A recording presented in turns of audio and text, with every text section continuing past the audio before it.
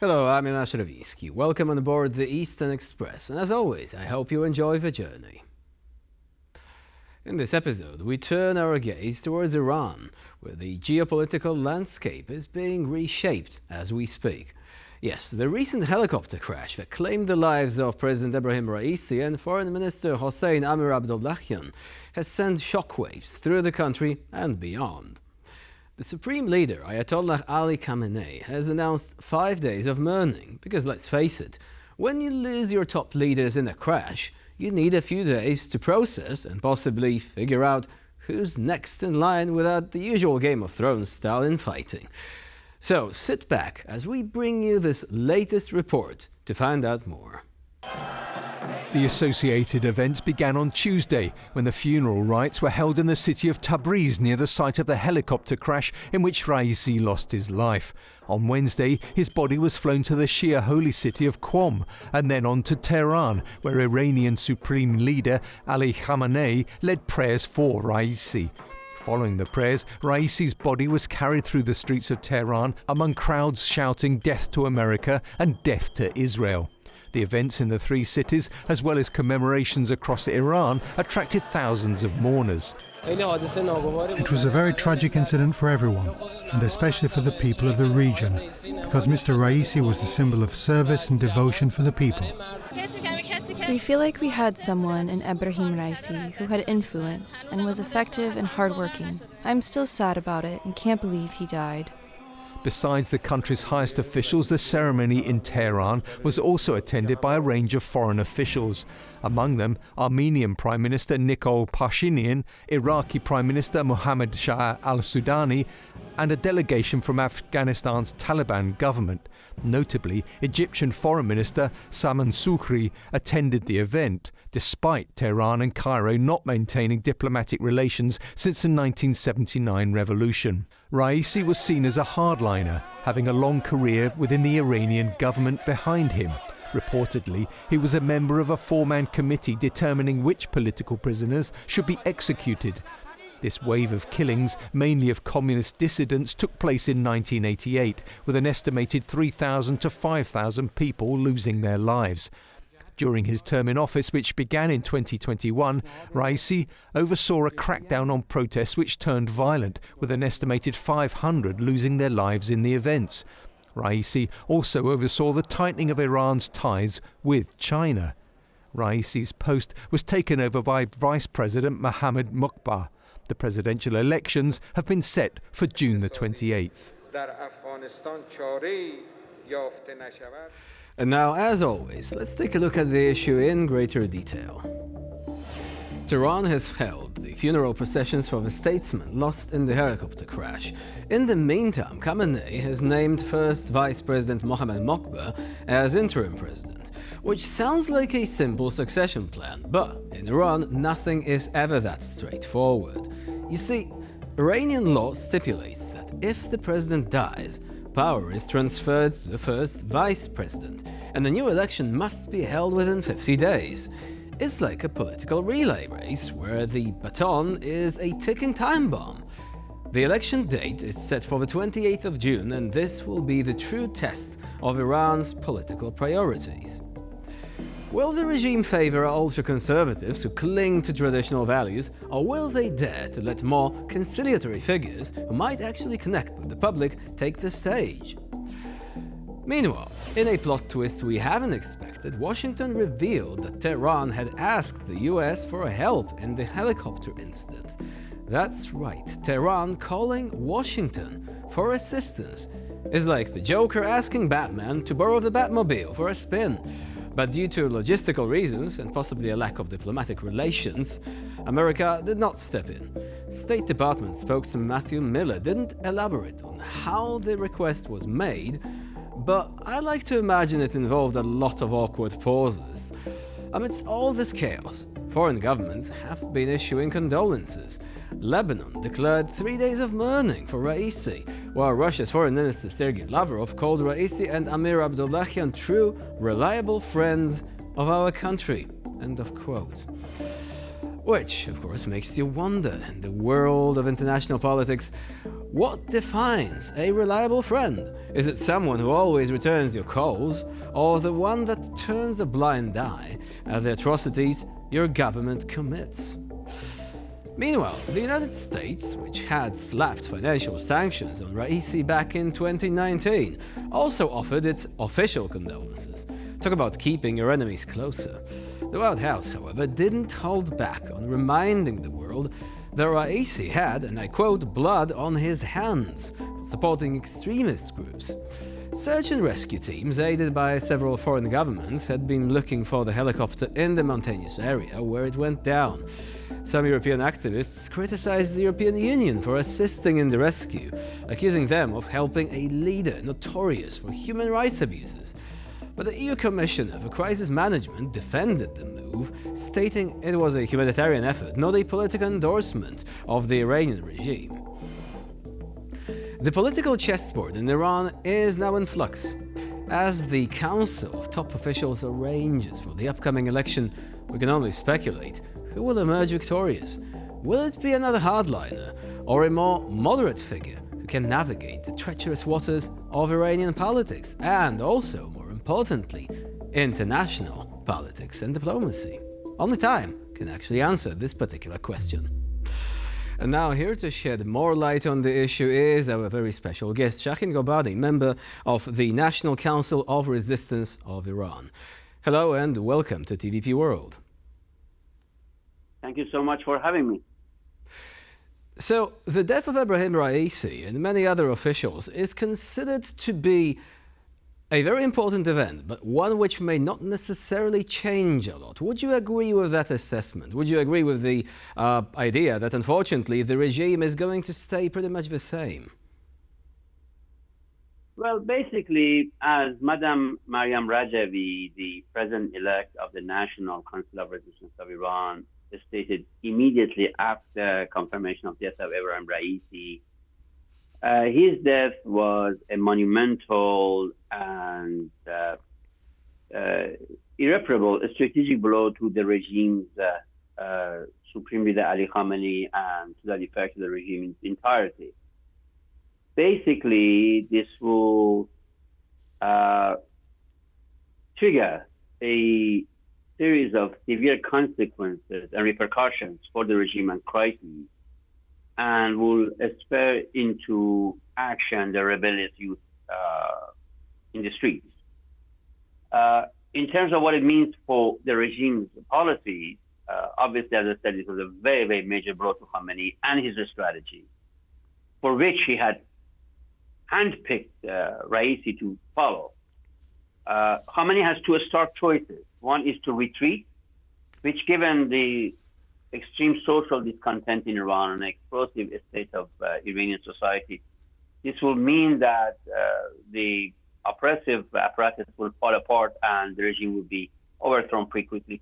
Or he has to intensify executions, repression, belligerence in the region, supporting proxy groups all over the region, terrorism, and potentially drive to acquire nuclear weapons. And from all indications, he will choose the latter. But nevertheless, the regime faces very, very major challenges. And this is a new phase for the regime and its uncertain future. So there will be a challenge of succession, naturally. In formal terms, they will be conducting presidential elections. But it's probably safe to assume that the regime is going to handpick the candidates so that nobody who is not in any way associated with the regime and has not been approved by the Ayatollah will going to stand any chance of winning, at least officially, of course. Very true. Actually, talking about elections in a regime like this is a mockery because, the Iranian people know fully well that there are no elections in this regime. And actually, their choice is to overthrow the regime in its entirety, as they have shown in uprisings after uprisings in the last few years. The Iranian people reject dictatorship in any form and shape, being the former dictatorship of the Shah or the current religious tyranny. They want to establish a democratic secular republic. So talking about elections in this regime is mockery. And as you said, all the candidates are always handpicked and selected. But this will add another problem for the Supreme Leader Khamenei, because it will once again will manifest the Iranian people's desire for change in a way that, because the regime's total isolation would be very much manifested, and people of the world would see that how isolated this regime is. Let me make an example. Last March and just 10th of May of this year, there were this quote-unquote parliamentary elections in Iran. And in the second round of the parliamentary elections, the first vote catcher in Tehran got 3.5% of the vote. You heard me right, 3.5% of the vote, of the eligible voters. And the last one got 2.5% of the votes of the eligible voters.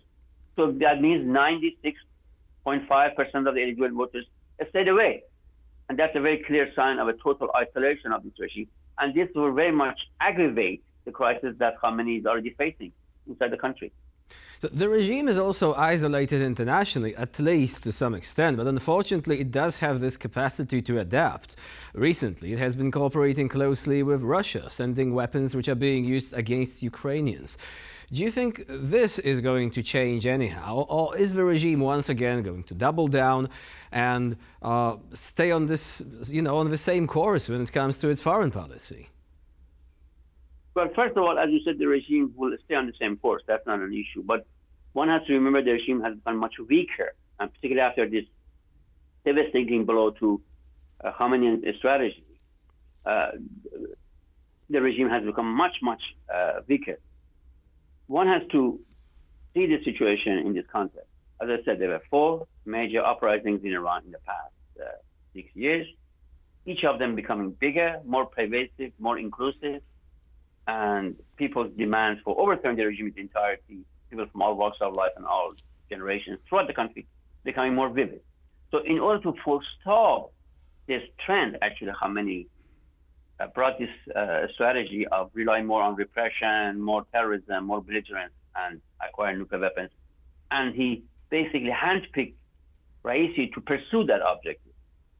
So by losing Raisi, basically, Khamenei's strategy has run aground, and he has to start from scratch to that effect. And that's a very, very major blow coming at a very, very difficult time for Khamenei. But so far as the international community is concerned, you're absolutely correct. Unfortunately, the policy has not been correlated to the realities on the ground, while people of Iran vividly spearheaded by the resistance units of the main Iranian opposition movement, the People's Mujahideen Organization of Iran. They have been striving to bring about democracy and freedom by overthrowing the regime. But the international community has followed what I call the policy of appeasement vis-a-vis the mullahs, providing them concessions instead of holding them accountable for all their crimes. For instance, Raisi was known as the butcher of Tehran. For what reason? Because for the past 45 years, he was involved only in killing, execution, and torture, and massacring Iranian people. In 1988, he was a member of the Death Committee in Tehran. During that massacre, 30,000 political prisoners, you heard me right, 30,000 political prisoners were massacred in a span of a few months. And Raisi played a key role in this. But the regime has never been held accountable for all these crimes, which are definitely crimes against humanity. People like Raisi have never been held accountable. So it's time to hold the regime accountable for its misdeeds, not only inside Iran, but also regionally and internationally. We think is the right policy by the West. So these are shocking numbers indeed, and this also proves just why many people were outraged when seeing some European leaders expressing their condolences, and other commentators said, look, you should be expressing condolences to the people of Iran, not to the regime, because of the things that the regime has done. But what would you say the West could have done? I mean, for example, during the Mahsa Amini protests, everyone was saying, we stand in solidarity, but that was it. What course should be taken by Western countries if, for example, people of Iran once again say, look, we want freedom, we want to rise up, people are going to go into the streets, are in very large numbers. What do you think should happen? Because the last time around, from the Western side at least, we didn't really see anything going beyond thoughts and prayers. And, thoughts and prayers are not enough in these cases, right? You're absolutely correct on both aspects of what I just articulated. First of all, given that Raisi was hated, despised by overwhelming majority of Iranians, both at home and in the diaspora, it was very much disgraceful to see these condolences to the regime. Instead of holding the regime accountable for all its crimes, sending these condolences, obviously, send the worst possible signals to the Iranian people. Now, in terms of what should be done, I totally agree with you that just nice statements would have no bearings in reality. Obviously, nobody is calling for military intervention. Nobody is calling for, military attack on Iran, but there are very concrete steps that have to be taken. To be exact, 4 steps have to be taken. First, the Revolutionary Guards Corps, known as IRGC, which is the main entity responsible for killing Iranians at home and for terrorism abroad and belligerence in the region, as we have seen in the past few months, is now evident that Tehran is the head of the snake for the war and terror throughout the region, has to be designated as a terrorist entity by UK and the EU countries as a whole. That's long overdue, and that will send a very clear signal to the regime that business as usual is over.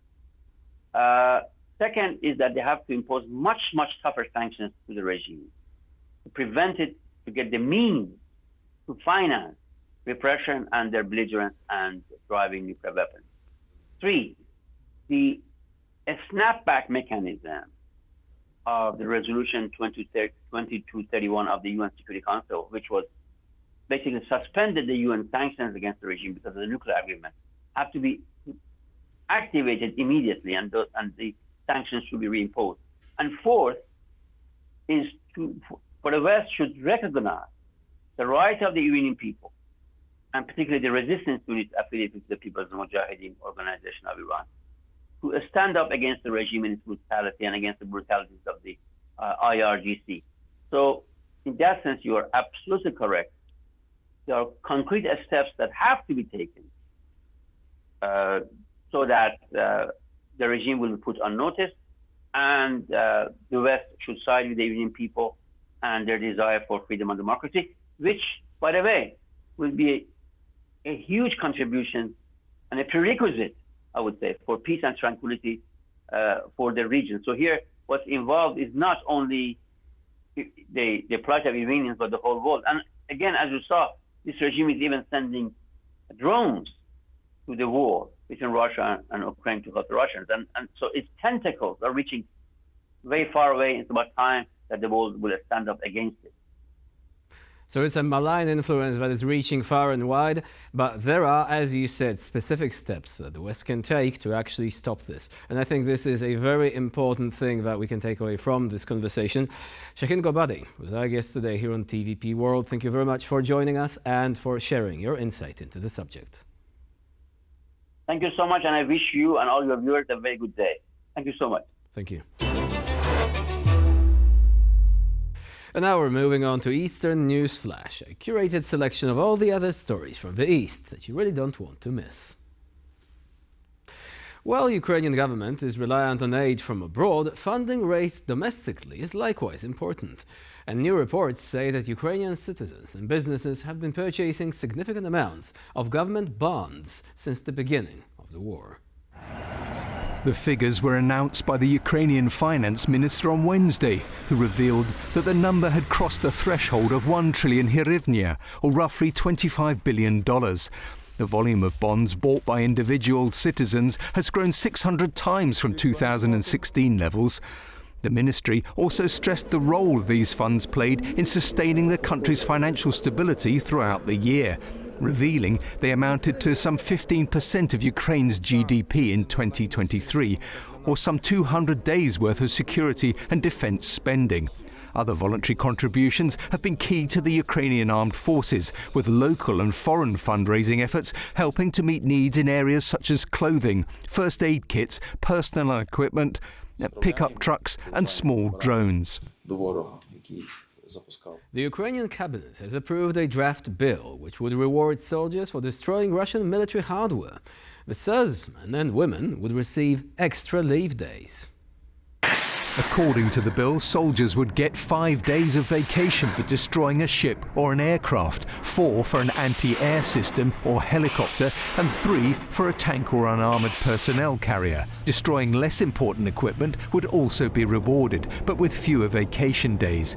Lack of leave and rotation has been a major complaint among Ukrainian troops, who are stretched thin over a front line that is hundreds of kilometres long.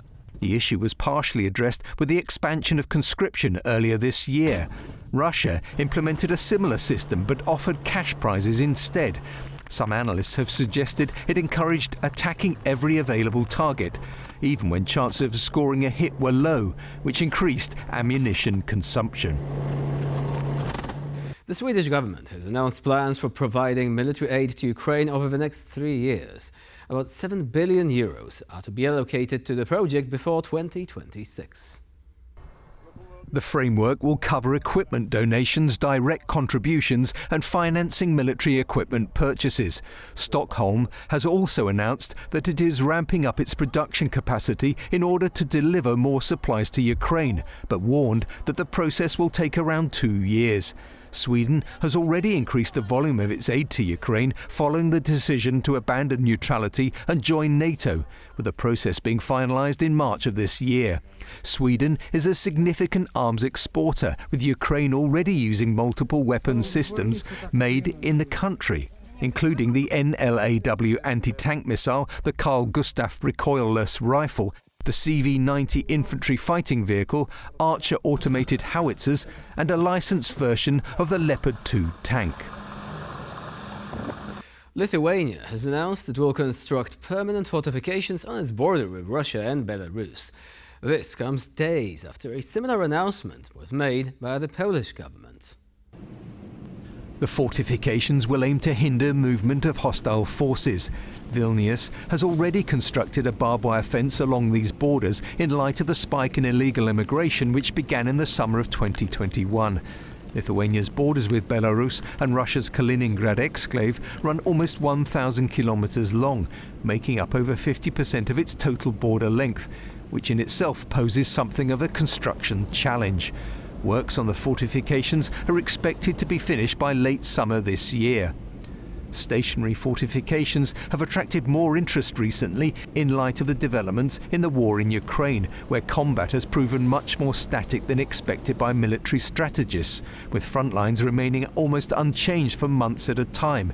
Anti-tank mines have proven an especially difficult static defence to overcome.